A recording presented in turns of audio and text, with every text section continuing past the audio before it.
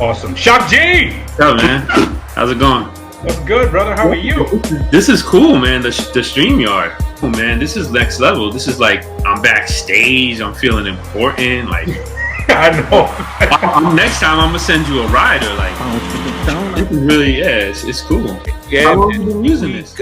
Since we started the Corona series, we found this through my boys at Vigor Entertainment. Shout out to Vigor Entertainment. And I'm sitting there watching their live stream, and I'm like, yo, the format is dope. They were moving shit around. Yeah, it's really cool, man. This is cool, man. Glad to be with you. It's crazy. Like, I feel like reprogram yourself. The first 2 weeks were transitional. Right there, you need 4 computers that work good. And then there was like this 2 week of like a honeymoon period. This is pretty cool. Let's play 4 games at night, making our favorite dinner. This sucks, but we're making the best of it. And then after that comes like this other period of like, all right, the novelty wore out of it, and I'm trying to like reprogram myself. This is how it is, very least for another month. Our normal is just got stripped out.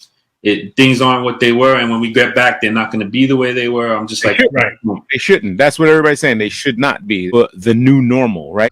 Which to you, Shok, should be like old hat, because when you look back at your history, your resume, that's a long resume. How did you get your start into music producing? I come from the school of behind the scenes. Like, my background is I started DJing when I was 10. So my big influences at 10 years old were Red Alert, Marley Marl, Mr. Magic, Rapitel, listening to the Awesome 2, Teddy Ted, and I also used to listen to 89U with Liddy OG. That's his name. I was trying to remember. So that's how I'm 10 years old, and this is what I'm doing.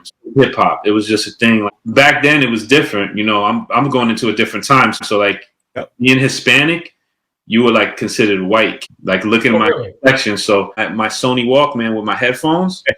Blasting, like, I knew all the newest hip hop. I knew better than they did. Right. I could tell them what was brand new from anybody. Like, and they used to make fun of it. Be like, look at this white boy listening to and like, Hispanics and black kind of like merged later on. Yep. But if you had my complexion, you were just considered a white boy. Yeah. That kind of like made me, because I wasn't like a thug or anything like that. So that kind of made me like this hip hop nerd, and that kind of made me kind of like survive in that environment. I didn't have to be put to the test on stuff. Like, yo, you got a tape. Yo, did you record Red last week? Right. Tapes for people. And that kind of got me friendly with a lot of people. And so from there, I stayed with music. I used to throw parties. I had 400 people at the Jewish community. Like, I was like 16 years old, maybe. Mm-hmm. I brought home like $2,000 in cash. And that helped me buy equipment. And then I got into production. I lost a little bit of the excitement for DJing because I was at my cousin's house one day and he had an Ensoniq EPS 16. Oh, and going back. But that blew my mind because he was taking stuff and sampling it, this drum loop, and he's doing, and I'm like, oh my God. And that was it for me. I said, I can make the records I play. I like making people dance and everything. That's cool. But I was like, man, if I can do that. And then I started to, I took my money, invested it in equipment. Started my own independent label. It's called Mass Vinyl. Early 90s, like New Yorican Cafe, Lyricist Lounge, like all that kind of, during that era. Yep. The backpack era, you could say. That was where I cut my teeth. We had like some big records on Mass Vinyl. One of the artists, High Tech. Red Alert, my idol, basically growing up listening to Red Alert down Central Avenue in Yonkers. And all we did was we put his record inside his mailbox. I'm driving down Central Avenue. And my record comes on. And that was like one of the biggest moments for me. Like, it was incredible. We just put it in everybody's mailbox. Dope.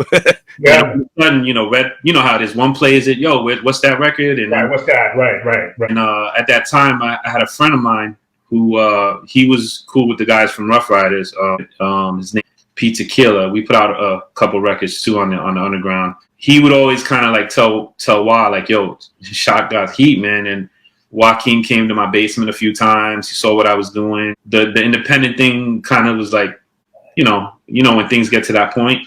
Right. Yeah, when you're not making any money. But I didn't really want to sign with them. They had different people had wanted to sign me. The time I'm talking about, like, Rough Riders just had like the locks. Mm-hmm. They didn't really, X didn't hadn't really blown up. Like, cause I'll be honest with you, I kind of slept on them. Or I didn't really, like, compared to like my skill level, of production and everything. I remember who it was, and I was like, man, this is trash. I'm really on my game. Like, I'm studying, and to be in something like that, I was like, nah, I don't want to do that. Well, that era was when, right at the time when street dudes found their way into the hip hop world and was like, fuck it, we got the bread. That's the MP. Oh, let's get it now. They just bought shit. Exactly. That's what you just said is perfect, because that segues into exactly what happened to me. So there's two schools at that time. Like, one was emerging, which was like the street rap. Like, when you listen to Bobbito and Stretch at that time, you had like this very underground, integrity driven, against money, very artistic, which gave birth to like Mos Def, like those type of artists, Talib, that Raucous was probably the shining light of that. Yeah, Raucous and Duck Down. Duck Down, exactly. Especially Duck Down, more like with Buckshot and everything. They merged the street with that authenticity really well. Around like when I signed with Rough Riders, like almost exactly at that time, was the street element of hip hop became super popular. Rough Riders actually changed the whole game. What made me sign with them was Joaquin actually sat with me in his truck, and he played me X's album Finished. And when he played me that album, yo, sign. Those were the good days, the golden era, as you spoke of. So now you signed with Rough, doing what? You're producing, DJing? Which one are you? Where are you? Well, producing, I mean, reality is it's a click. And just because Wah wanted to sign me, he still had to get his brother Darren. It was the main person with the music. And then I kept coming around, and I started making beats like at a really rapid pace. And right when I signed, they were really starting to push up, because people had heard X on different features, like maybe 2 days later. And then we took a limo to the airport to go to California to work on DMX's second album. So it was me, PK, and Grease. And interesting story about that. And the good thing about you talking to me is, like, I'm not really in the business. I can tell you the truth. Like, what happened to Dame Grease? I mean, he was dope. Dame Grease was fucking. He's still dope. He's still doing stuff. Like, Dame is another person. Like, oh my god, like, Dame is super cool. He was always like, for example, in this little tidbit here, like on our way up there, like, I'm new to the circles. I knew PK for years because and then they start getting these texts on the two ways about that Swiss has been out there for a month. Sent X with Swiss, because Swiss was being set up to be marketed and promoted as, he at that time he just had like 3 joints on Jay-Z. On this trip was when Eve was sort of lent to Rough Riders from Dre. To see if she would fit into the mix. And that's the trip I'm talking about. Like, when I first met Eve was around when everybody else first met her too. Okay, I got you. Okay. We were on the way to California. So when we got there, it was like kind of tense, because most of the album was done already. There was a little animosity, obviously, between but music is a part of me, so I'm always gonna do it.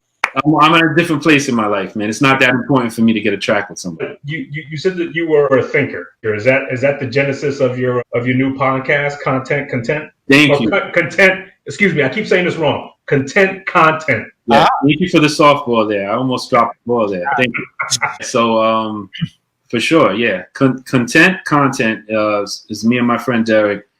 We basically talk about ways to be content. Yeah. Where can we find your podcast? Apple on the podcast, like on at DJ Shok Beats, and also if you probably just search content, just on Apple Podcasts, I'm pretty sure it should pop up. I hope. I mean, we're brand new, so sometimes those searches are weird. Well, DJ Shok, this has been a pleasure and a surprise. John, thanks for putting it together. Always a pleasure to hear from people of all walks of life. Good luck with your podcast. We will be checking in with you, and we'd like to have you back again. Yeah, man. Why not? All right, party people. This is Bros Podcast, episode 99.5 with DJ. On our way to 100. On our way to 100, man. We just been parlaying this 100 so we could be together in the studio. Remember, have a blessed week, but more important, be a blessing to someone else. Oh, fuck them. Oh my God. Appreciate it, Shok. All right, guys. Thank you.